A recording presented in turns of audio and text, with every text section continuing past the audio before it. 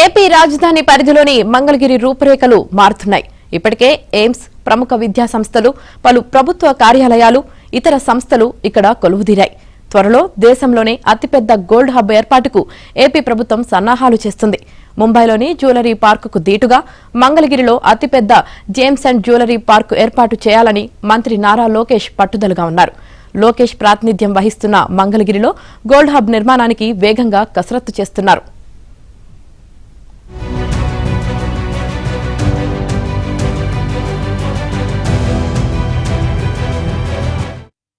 ఈ ప్రాంతంలో స్వర్ణకార వృత్తిదారులు గణనీయంగా ఉండడంతో లోకేష్ ఎన్నికల సమయంలో ఈ హామీ ఇచ్చారు. స్వర్ణకారులకు చేతి నిండా పని ఉండేలా చేయడంతో పాటు ఆర్థికంగా ఉన్నత స్థాయికి చేరుకునేందుకు తగిన చర్యలు చేపడతామని చెప్పారు. మంత్రిగా బాధ్యతలు చేపట్టిన తొలి రోజు నుంచే ఈ దిశగా కార్యాచరణ మొదలుపెట్టారు.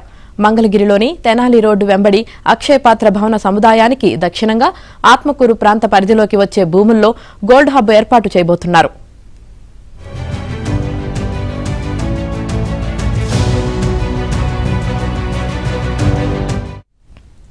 2-3 నెలల్లో జ్యువెలరీ పార్కు నిర్మాణ పనులను ప్రారంభించేందుకు అధికారులు సిద్దం కావాలని మంత్రి లోకేష్ ఇప్పటికే ఆదేశించారు.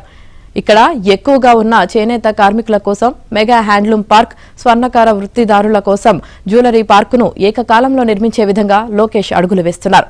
ప్రస్తుతం 12,000 మంది స్వర్ణకార వృత్తిదారులకు ఉపాధి కల్పించే లక్ష్యంతో జ్యువెలరీ పార్కును ఏర్పాటు చేస్తున్నారు. తర్వాత దీనిని అంచెలంచెలుగా అతిపెద్ద గోల్డ్ హబ్గా అభివృద్ధి చేస్తారు.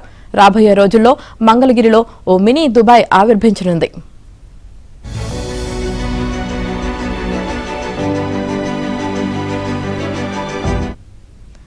మంగళగిరిలో ఏర్పాటు చేయనున్న గోల్డ్ హబ్ లో రత్నాలు, బంగారంతో కూడిన ఆభరణాలను అంతర్జాతీయ ప్రమాణాలతో అత్యంత నైపుణ్యంగా తయారు చేస్తారు. ఈ ఆభరణాలకు తరుగు కూడా చాలా తక్కువ స్థాయిలోనే ఉంటుంది. సాధారణంగా వృత్తిదారులు, వ్యాపార సంస్థలు తరుగును 10% లెక్కిస్తుంటారు. కానీ ఈ పార్కులో కొనుగోలుదారులకు తరుగు దాదాపు 3% మాత్రమే ఉండే అవకాశం ఉంది. ఇదో పెద్ద వెసులుబాటు కానుంది.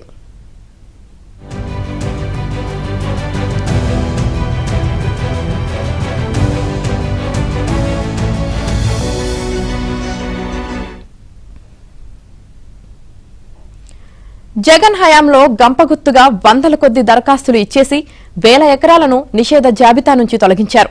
ఇదో భారీ భూదందా. కూటమి సర్కార్ వచ్చాక ఆ భూములపై లావాదేవీలు నిలిపివేసింది, విచారణకు ఆదేశించింది. అయితే ఇది నాణ్యానికి ఒకవైపు మాత్రమే. ఈ క్రమంలో సామాన్యులకు చెందిన ఎకరం, అరెకరం కూడా బంధనాల్లో ఇరుక్కున్నాయి.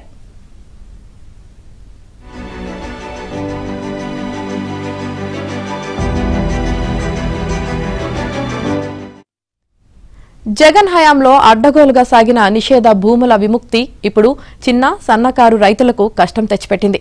జరిగిన అక్రమాలను సరిదిద్దే క్రమంలో ప్రీహోల్డ్ భూముల రిజిస్ట్రేషన్ల లావాదేవీలపై కూటమి సర్కార్ నిషేధం విధించింది.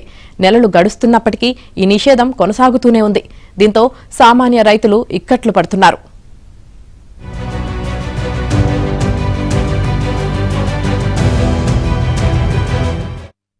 రెవెన్యూ శాఖలో చుక్కల భూములు ఓ ఎడతెగని సమస్య. అసైన్డ్ భూములతో పాటు ప్రభుత్వ భూములు, అనుమానాస్పద భూములను ఈ జాబితాలో చేర్చుతారు. భూములను నిషేధ జాబితా నుంచి తొలగించేందుకు నిర్దిష్ట విధానాన్ని అనుసరించాలి. జగన్ హయాంలో భూములు భోంచేసేందుకు నిషేధ జాబితాను కూడా వాడుకున్నారు. పదులు, వందల సంఖ్యలో దరఖాస్తులు సమర్పించేసి భారీ స్థాయిలో నిషేధ భూములను సొంతం చేసుకున్నారు.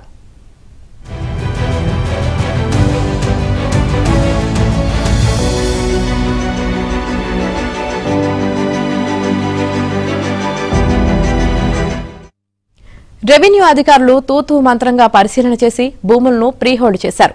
ఇక 2023లో ఏపీ అసైన్మెంట్ భూముల చట్టానికి కూడా జగన్ సవరణ చేశారు. అసైన్ చేసిన 20 ఏళ్ల తర్వాత వాటికి శాశ్వత యాజమాన్య హక్కులు కల్పిస్తూ జీవో 596ను ఇచ్చారు. దీని ప్రకారం ఏకంగా 9 లక్షల ఎకరాల అసైన్డ్ భూములను ప్రీహోల్డ్ చేశారు. ఇందులో 20 ఏళ్లు గడువు పూర్తి కాని భూములను చేర్చారు. నాటి ప్రభుత్వంలో కీలక నేతలు, కొందరు అధికారులు భారీగా భూములు కొన్నారు. ఓ యజ్ఞంలా భూములను ప్రీహోల్డ్ చేయించారు.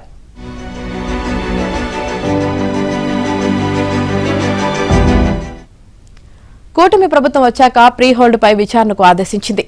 ఆ భూముల రిజిస్ట్రేషన్ను నిలిపివేసింది. అంటే అవన్నీ నిషేధిత జాబితాలోకి వెళ్లినట్లే. రాష్ట్ర స్థాయిలో డిప్యూటీ కలెక్టర్లతో ప్రత్యేక బృందాలను ఏర్పాటు చేసి విచారణ చేయించారు. 3 నెలల్లో విచారణ పూర్తి చేయాలని తొలుత ఆదేశించారు. గతేడాది నవంబర్ నెలాఖరుకే ఈ విచారణ ముగిసింది.